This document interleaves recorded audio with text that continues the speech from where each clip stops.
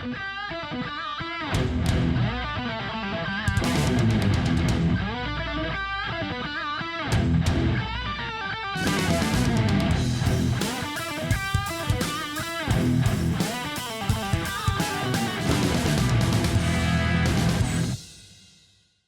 so the next definition is floor stilt. Floor stilt they define as a metal device attached to the jamb of a door frame to hold the frame above the finished floor. Yeah, awesome. Not really common at all, at least in my experience. Now, I've done, countless onesie twosie jobs, and I've done my share of several hundred door jobs. And there was one job, 910 South Michigan. That was the old Standard Oil building, I think. 910 South Michigan is most definitely a condo building now. It's called Michigan Avenue Lofts. Yeah, I'm quite sure that was the Standard Oil building. Let's take a look. Yeah. 910 South Michigan, that was most absolutely the Standard Oil building. And why does that matter? I don't think that it does. So that was a job where there were some instances where they were going to install frames and they knew that there was going to be a pour of concrete. And the project manager there, he was a good guy. He was really amenable. He did not jump down your throat for any reason. And actually, I wanted to switch the locks from Schlage to Falcon, or not from Schlage.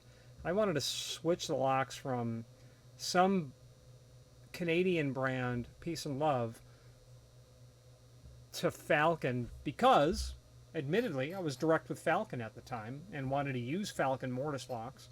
And the standard was a Canadian mortise lock, and I had said to the client, it's really going to be a hassle in 10 years for someone to get replacement parts for this lock.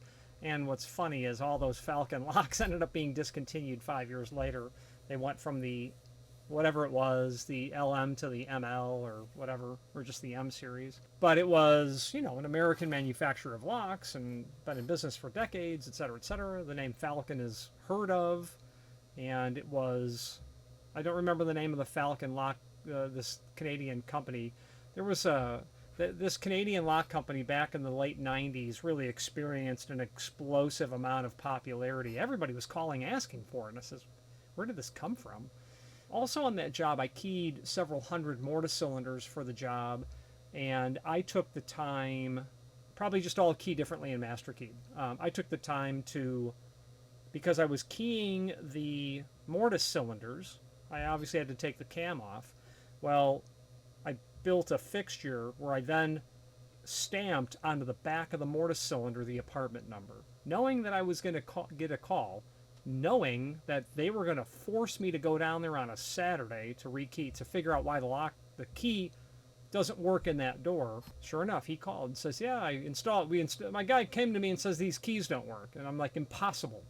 Because every time I key a lock, I key it and I test every key without exception. And I said, okay, here's what you need to do. You need to take that cylinder off the door, put your master key in, and turn it 180 degrees. Cam gets pulled out of the way, and now you can see what's on the back. And there was silence, and he said, that was a good move. He's like, yep, that's not the right apartment number. So 910 South Michigan. Now that job needed floor stilts, not on many, maybe only 6. And I said, well, I don't have any of those prefabricated items, but I says, gosh, I've got some steel here, and I've got an abrasive saw, and I've got a welder. What do you need? How far off do you want them to hang? He's like, I need 4 inches. He's like, they're going to pour 4 inches, or whatever it was. They're going to pour concrete all over this. And I says, no problem, my man. I'll make it happen. Because they wanted to get frames put in because that tradesman was coming in and doing stuff, and he was going to be gone. And the concrete guys, maybe because of the cold, couldn't pour on those days. So that allowed the frame to sit on the subfloor 4 inches up. They would pour to level to the bottom of the jamb, and they were perfect. And if the floor was level, there'd really be no problem whatsoever. So that's what a floor stilt is for. I enjoyed that job. We made several deliveries to it. And the only time when I see a floor stilt on a job is exactly that 910 South Michigan example. The frame has to go in now. We're going to shoot it to the floor. They're going to come in and pour concrete. They'll level it off to the bottom of the jam, and all is right in the world. Okay, awesome. That's the only time I've ever seen it. Now, to me, it does, I mean, I don't have any floor stilts as parts, nor have I ever seen one.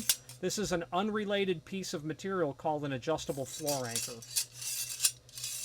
If someone said, I need to hold the frame off because we're going to pour concrete or epoxy or whatever you're pouring, whatever flooring's going in, and you want the bottom of the jam to sit, you want the flooring to come and be to the bottom of the jam, I would just sell the client these. I would sell them the labor to do the work, and I would put this in place. I would drop that down to the dimension I needed, and I would tack weld it.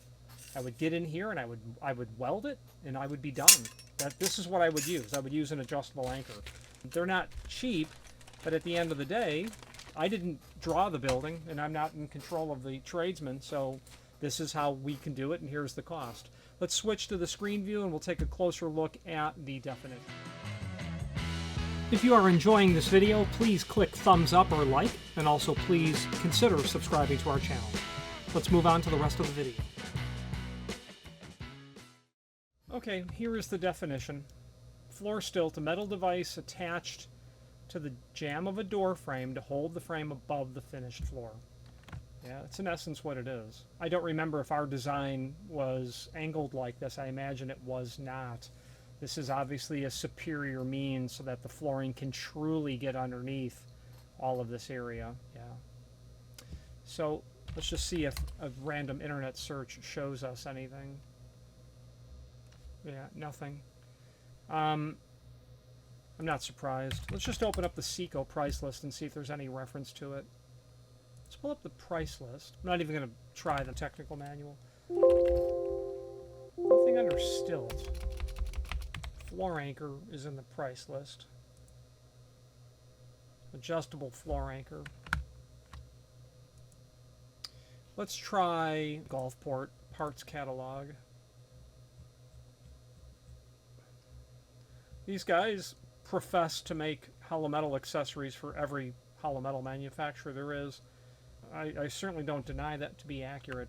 I never see their products supplied with any manufacturers I've ever bought from. They're good people at Gulfport. I don't mean to disparage them. They donated a bunch of pieces that I've used in these videos. I've asked to go there because they're only about 3 hours away and tour the factory. And they've declined that, and I said to her, well, I'm not looking to figure out the 19th century technology of bending, of shearing and bending steel. I just want to come by and renew the bonds of friendship between our two companies. They declined. There's other vendors that do that as well, that they don't want you in the back of house. Didn't realize it was White Sands National Laboratory. Yeah, there's nothing in here for a stilt. And you know, it's very unusual to need them. Very uncommon, I should say, and you know you're gonna whip something up out of steel. But I absolutely do recommend their design somehow. Build it off the jam somehow. Maybe take a Z anchor and weld that to the back, and then come with, quite frankly, depending on how much they need, you could probably. Well, you know what you could do here, and actually, here's a great idea. Here's what I would do. Depending on the length that they need, but it kind of doesn't matter. What I would do, what everybody has in their shop, is cut off pieces of hollow metal. I would probably cut it here, get rid of all of this. Now you're left with this. I wouldn't worry about, and then your frame, you're going to weld that to the back side of the unit. So your frame is going to end up sitting in here. And here's where the backside of the rabbets are going to be, and then your stop is going to be here. I would weld it there. Now, assuming that the net length of what will be used here is adequate, and if it's not, what you could do is possibly take that leftover piece and probably just either lay it here, you know, you could stack them together. That's going to be poured over and no one's ever going to see it. So the point I'm trying to make is with an abrasive 14-inch metal cutting abrasive cutoff tool in scrap that you've already got lying around, you know, you'll be able to make it happen. It won't be pretty and it'll be homemade, but it will absolutely serve. It'll serve to do the job. That's for sure. Okay, so I think that's enough about that. What's the next definition? Flush door. Awesome. Let's move on. Thank you for watching, and if you've enjoyed this video, please click thumbs up. Please subscribe and maybe even send the video to someone that you know. Thank you.